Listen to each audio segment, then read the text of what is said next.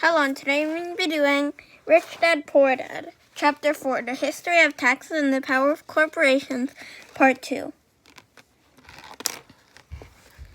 Okay, so it starts off with Robert being in school when he was a boy, and his teacher taught him about Robin Hood.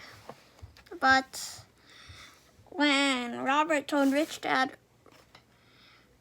said Robin Hood was a crook.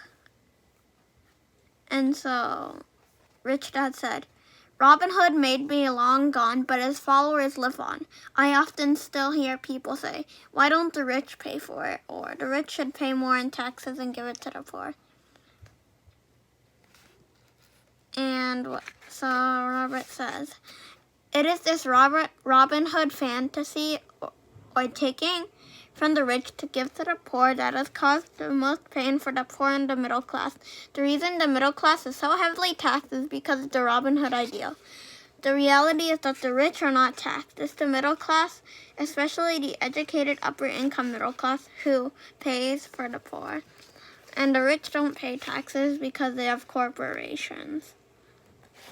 Corporations is like it's not like a big building or like a big company. It's just like a tiny folder, which, like, I'll explain more about that.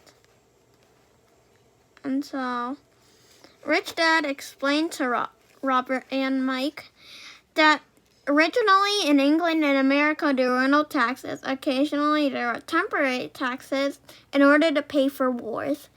The king or the president would put out the word and ask everyone to chip in. Taxes were in Britain for the fight against Napoleon from 1799 to 1816, and in America to pay for the Civil War from 1861 to 1865. In 1874, England made the income tax a permanent on its citizens. In 1913, an income tax became permanent in the United States.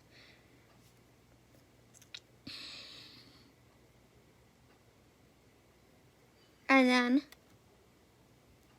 at one time, Americans were anti-tax. It had been the tax on tea that led to the famous Tea Party in Boston Harbor, an incident that helped ignite the Revolutionary War. It took approximately 50 years in both England and the United States to sell the idea of a regular income tax. What these historical dates fail to reveal is that both of these taxes were initially against only the rich. It was this point that Rich Dad wanted Mike and me to understand. He explained that the idea of taxes was made popular and accepted by the majority by telling the poor and the middle class that taxes were created only to punish the rich. That is how masses voted for the law, and it became constitutionally legal. Although it was intended to punish the rich, in reality it wound up punishing the very people who voted for it, the poor and the middle class. Okay, so that's basically the summary of it, because, well, I didn't tell the story, so I guess I would have made a part 2. So like and subscribe. Bye!